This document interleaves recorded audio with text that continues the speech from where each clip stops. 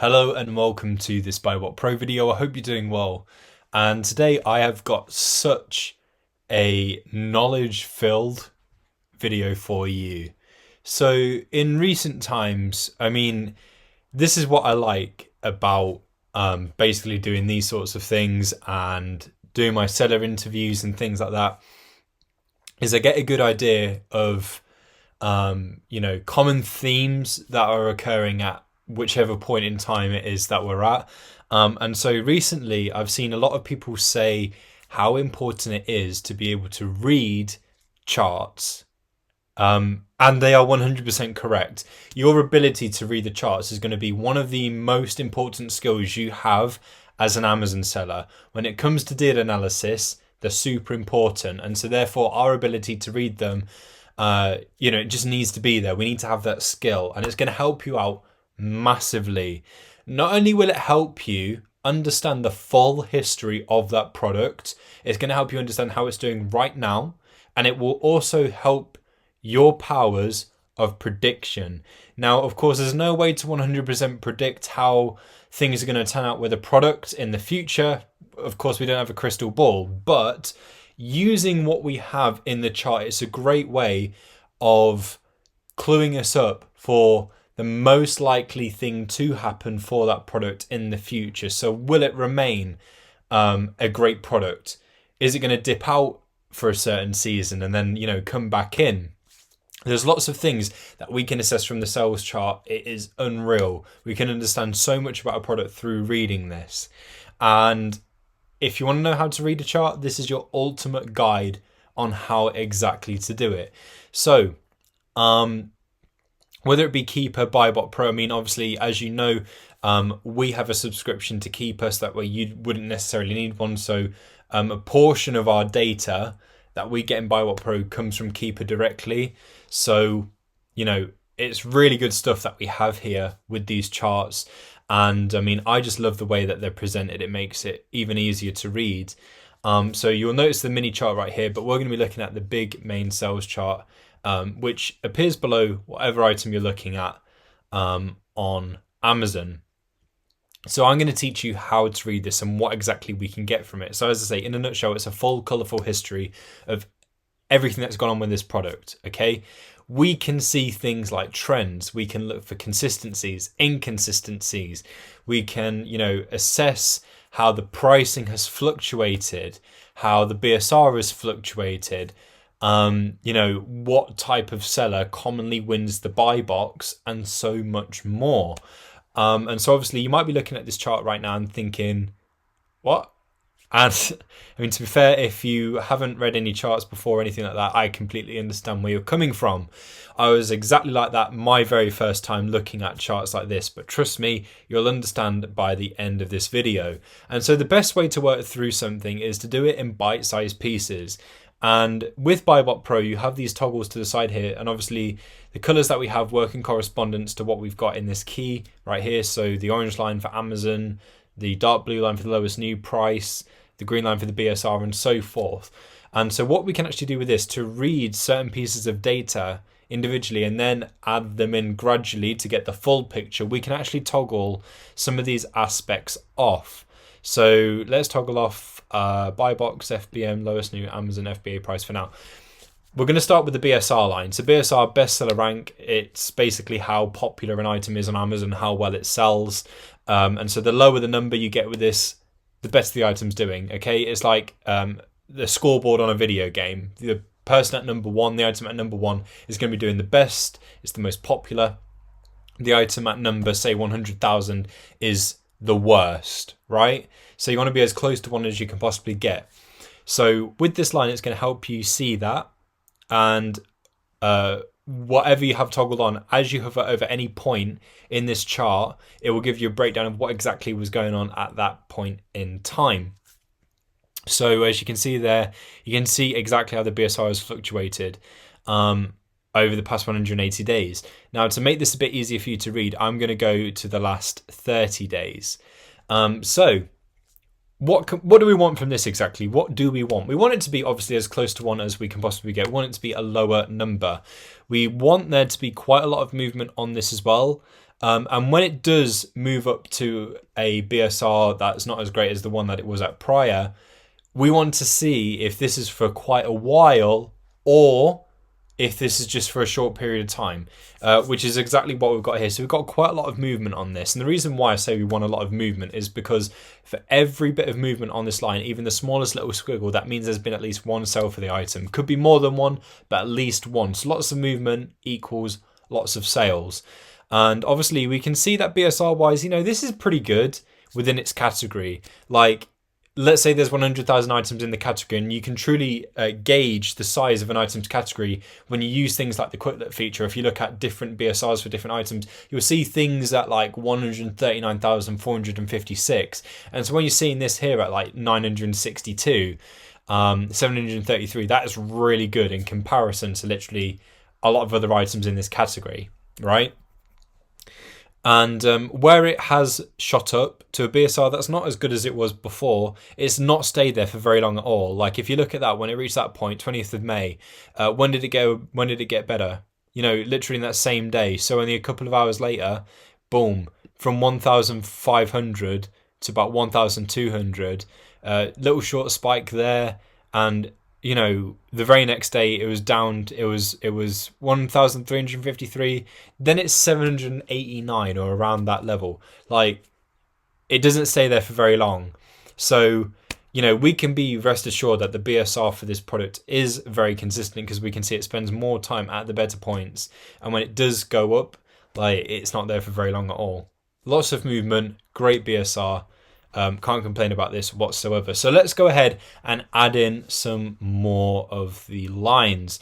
So let's take a look at pricing now. So let's flick on Amazon. So this is the Amazon price. FBA, so this is the top FBA price on the item. So this would be a purple line. There's no FBA sellers on here, so that's why the line hasn't appeared, which is also something to factor in as well. Obviously, as you can see right there, there is no FBA sellers. They're all grey. So they're merchant fulfilled, or they're merchant fulfilled prime. We've got Amazon. So no FBA on this particular listing. Has there ever been?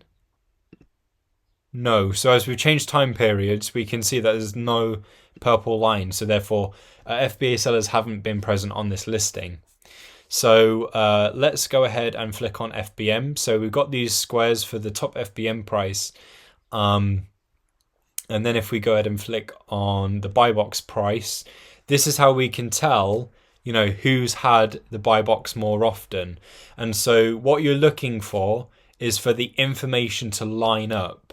And you can get that visually through looking at the lines and, where the lines meet each other. So here, for example, the buy box and Amazon were near enough at the same price. So we know that at that point, Amazon had the buy box. At other times, we can see that the line often lines up with the FBM price. So actually, FBM sellers do dominate on this listing, because they've had it for a lot more than what Amazon have had it for. We can see where the price fluctuates. So this will be, someone that's come onto the listing and they've set like a different price. Some things, therefore, the buy box has moved with them. So as I say, when you hover over any point, you get a breakdown of what exactly was going on at that point in time. So yeah, you can really gauge how things have moved, who has a good hold over the buy box, who consistently wins. So it gives you a good idea of the buy box and pricing history. If we flick on the lowest new price, so a common reason as to why someone could win the buy box is because they have set a low price. And as you can see, this is also lining up with the buy box line and the top FBM price at various points. So we can see that, the reason why they've won is because that FBM seller has set that lowest new price. They've scooped at the buy box that way. And so, yeah, it paints a full pricing history of that product. And in relation to that, we have this break-even line. I bet you're wondering what exactly that's all about. So when we do an analysis with BuyBotPro, obviously it works out all of the details for us. So it even works out our break-even. So it shows us a line right here of what the break-even price is, which is 1868 in this case. Now, we don't have to worry about anything in this instance. But if we were to see that, say, the buy box price moved under the break even a number of times. Obviously the buy box price is going below our break even price. If we saw that happen quite a lot, it's really risky, like very risky to join this listing. In fact, for me personally, I probably wouldn't join it at all if it went below my break even line consistently, because I don't want to risk selling below my break even and make a loss. It just doesn't make sense. That's not what I'm selling on Amazon for. So if you were to see things like that, it just tells you, you know what, this probably isn't for you, because obviously you don't want to sell for a loss. It just doesn't make any sense. So when you compile it all together like that, as you can see, you know, everything relates to one another, and you can really tell what exactly has been going on at various points in time. Now, to understand the consistency of the item, let's look at the sales heat map in relation to all of this. I mean, we can see so much movement on this chart, and not only is that with the BSR line, but we can see how prices have consistently changed. So, you know, people have joined the listing. There's been new low prices. FBM prices have fluctuated, as have the buy box prices. You know, it's fluctuated quite a lot. So when you compare that with the BSR line and see that both sets of data have got a lot of movement, you know there's been a lot of action on this item. There's been a lot of sales, and the sales heat map, which is this bar just below, this will reinforce that. So the redder the better on the sales heat map. Lots of red equals lots of sales. Where it's a bit orange, that's where the sales have been okay. Where it's white, that's a period where sales have been slow, potentially no sales. But as we can see, it's mostly red right there. And if we look at recent times, you know, we can see mostly red again. So if we were to look over the course of 365 days, you know, we can gauge where the data spikes and there's even more movement.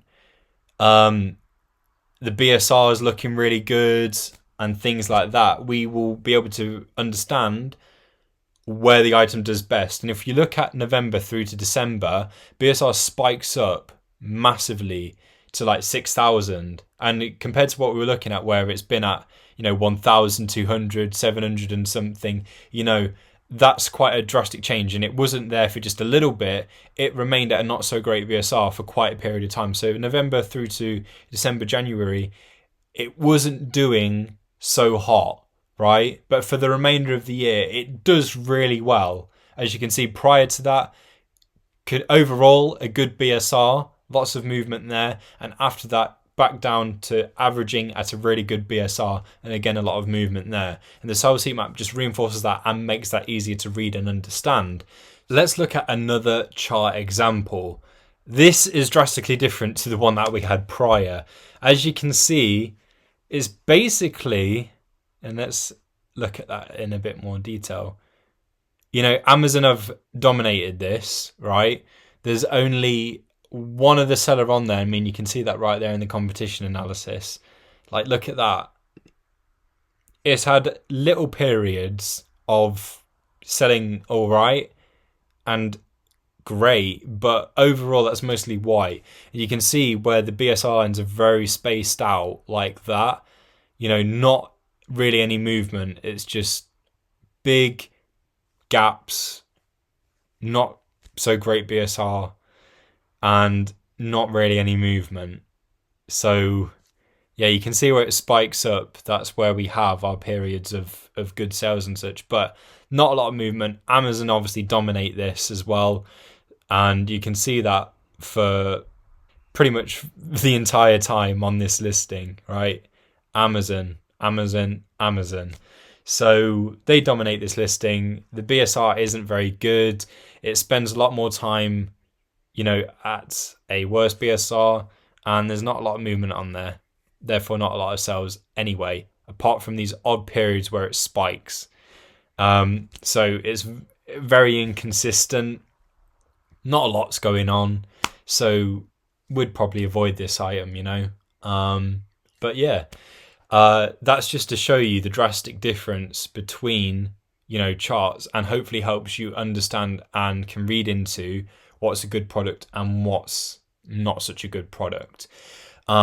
And as I say, sometimes it's best to digest things when we can break it down. So being able to toggle these aspects off and read everything sort of like individually, then add things in when we're ready, can help us break down what exactly has been going on so we can assess these various factors and then make our judgment,